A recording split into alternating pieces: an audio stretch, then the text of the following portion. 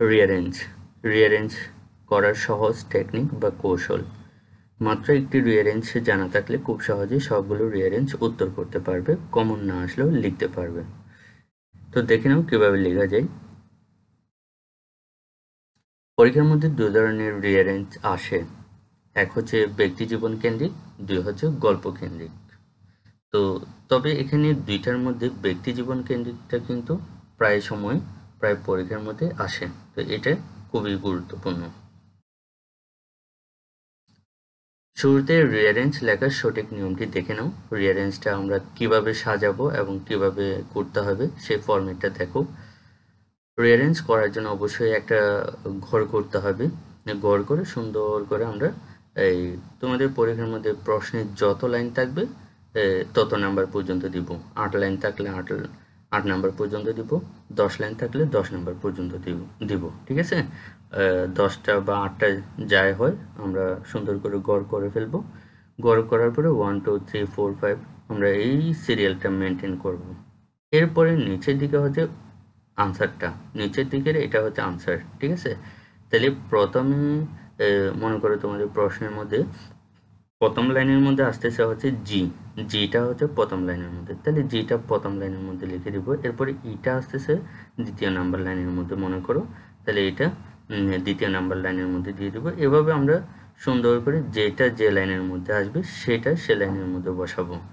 তারপর আনসারগুলো লেখার পরে আমরা এখান থেকে সুন্দর করে এই সিরিয়ালি এই যে জিটা সুন্দর করে যে লাইনটা থাকবে সে লাইনটা আমরা সুন্দর করে এখানে লিখে দেব। এরপরে ইর মধ্যে যে লাইনটা থাকবে সে লাইনটা আমরা সুন্দর করে লিখে দেবো। এরপরে ডির মধ্যে যে লাইনটা থাকবে সে লাইনটা সুন্দর করে লিখে দেব। ঠিক আছে, তো যতগুলো লাইন আছে ততগুলো লাইন আমরা সুন্দর করে প্যারাগ্রাফ আকারে লিখে দেব। ঠিক আছে, কোনো পরিবর্তন করব না, প্যারাগ্রাফ আকারে সুন্দর করে পরপর।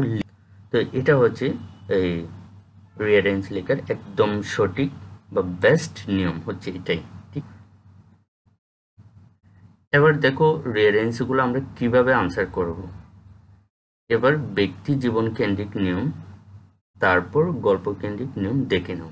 প্রথমে আমি ব্যক্তি জীবন কেন্দ্রিক নিয়মটি আলোচনা করব, তারপরে আলোচনা করব গল্প কেন্দ্রিক নিয়মটি। তো ব্যক্তি জীবন কেন্দ্রিক, যে কোনো ধরনের কবি, সাহিত্যিক, বিজ্ঞানীদের জীবনী, যেমন নজরুল ইসলাম, রবীন্দ্রনাথ ঠাকুর ইত্যাদি, যে কোনো ধরনের ব্যক্তি হতে পারে সেটা। ঠিক আছে, কবি, সাহিত্যিক, বিজ্ঞানী যাই হয়। তো ব্যক্তির জীবন নিয়ে যদি কোনো রিঅ্যারেঞ্জ আসে তাহলে সেক্ষেত্রে আমরা কিভাবে করব, সেটা কিভাবে সাজাবো একটু দেখে নাও। ব্যক্তির জীবন কেন্দ্রিক হলে নিচের নিয়ম অনুযায়ী রিঅ্যারেঞ্জ লিখতে হবে বা সাজাতে হবে। তো এখানে প্রথম লাইন, আমরা শুরুতে প্রথম লাইনের মধ্যে কি লিখব, কোন লাইনটা বাছাই করব, ব্যক্তির নাম বা পরিচয়। আর দ্বিতীয় লাইনের মধ্যে কোনটা হবে, ব্যক্তি নিয়ে যদি থাকে তাহলে সেটার অবশ্যই জন্ম তারিখ, জন্মসাল এগুলো কিন্তু থাকবেই। ঠিক আছে, তো সেটা হবে দ্বিতীয় লাইন। তৃতীয় লাইনের মধ্যে পিতা, মাতা বা পরিবারের পরিচয়। তো পিতা, মাতা, পরিবারের পরিচয় যদি রিঅ্যারেঞ্জের মধ্যে কোনো লাইন থাকে তাহলে সে লাইনটাই হবে তৃতীয় নাম্বার লাইন। ঠিক আছে, চতুর্থ লাইন, ব্যক্তির শৈশব বা কৈশোর জীবন। ব্যক্তির শৈশব বা কৈশোর জীবনে যদি কোনো লাইন থাকে তাহলে সেটি হবে চতুর্থ নাম্বার লাইন, অর্থাৎ 4 নাম্বার লাইন। এরপরে 5 নাম্বার লাইনের মধ্যে ব্যক্তির শিক্ষা জীবন যেটা থাকবে, যে লাইনটিতেই থাকবে সে লাইনটাই হবে পঞ্চম লাইন। এরপরে ষষ্ঠ লাইনের মধ্যে হবে কর্মজীবন। শিক্ষা জীবনের পরেই তো কর্মজীবন।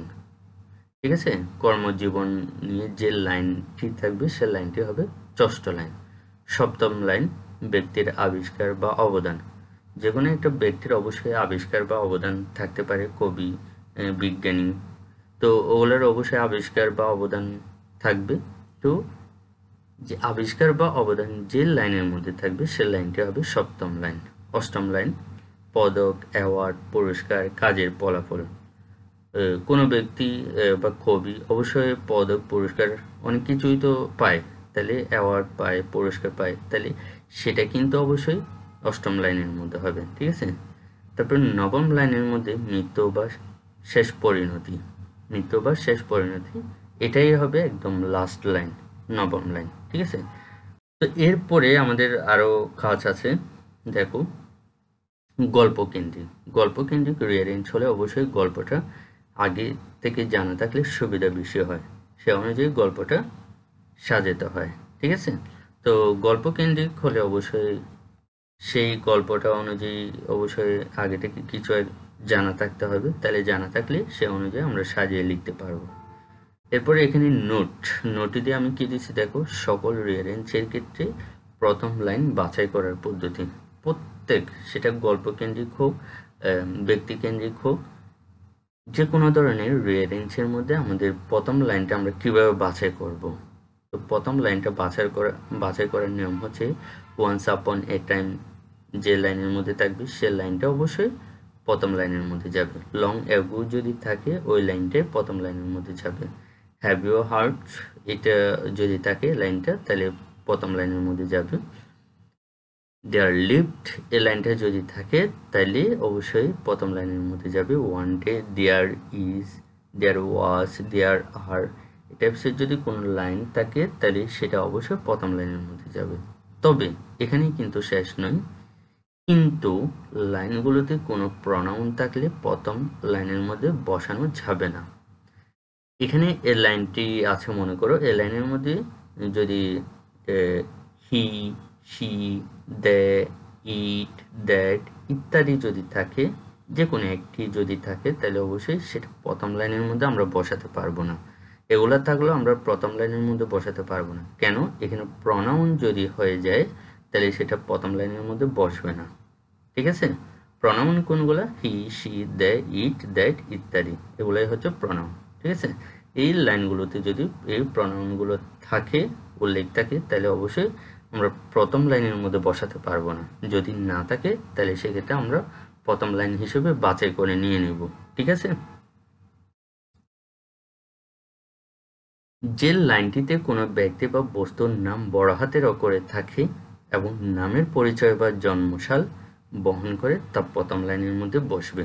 তার মানে হচ্ছে যে লাইনের মধ্যে ব্যক্তি বা বস্তু, সেটা ব্যক্তি হতে পারে, বস্তু হতে পারে, ওই নামের নামটা যদি বড় হাতের বড় অক্ষরে, ক্যাপিটাল লেটার আর কি, বড় অক্ষরে যদি লেখা থাকে তাহলে সেটাই হবে প্রথম লাইন। ঠিক আছে?